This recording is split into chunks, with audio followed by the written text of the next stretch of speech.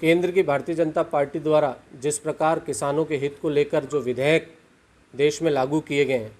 Bharatiya Janata party OBC मोर्चा के द्वारा हम देश के यशस्वी प्रधानमंत्री श्री नरेंद्र मोदी जी का आभार एवं धन्यवाद ज्ञापित करते हैं। आज़ादी के बाद पहली बार किसानों के हित में किए हुए कदमों को आधार पर किसानों की बेहतरी सुनिश्चित होगी। देश का किसान इस 21वीं सदी में आवश्यकता थी कि किसानों के लिए इस प्रकार के निर्णय होना ज़रूरी था। किसान अपनी फसल को मंडी में ले जाकर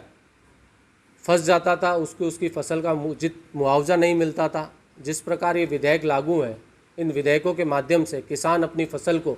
मनचाही जगह जैसा चाहे जहाँ चाहे वहाँ बेच सकता है और दूसरे विधेयक के माध्यम से किसान अपनी खेती को किसी भी कंपनी के माध्यम से एग्रीमेंट के आधार पर उस फसल का दाम तय कर वो अपनी फसल उगा सकता है, उसको फसल का पूरा दाम मिलेगा। जिस प्रकार विपक्ष द्वारा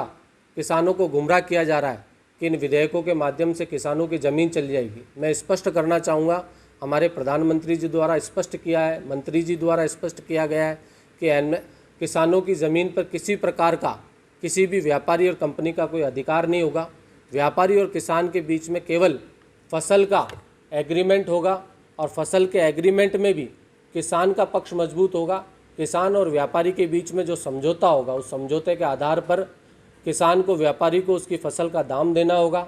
और किसान अपनी फसल को मंडी के अलावा भी वन नेशन वन मार्केट के माध्यम से अपनी फसल को जहां चाहे जैसे चाहे जिस दाम पर चाहे बेच सकता है। इस बिल के माध्यम से किसानों का जीवन बेहतर होगा, किसानों की आय दुगनी होगी। हम एक बार फिर आदरणीय प्रधानमंत्री जी का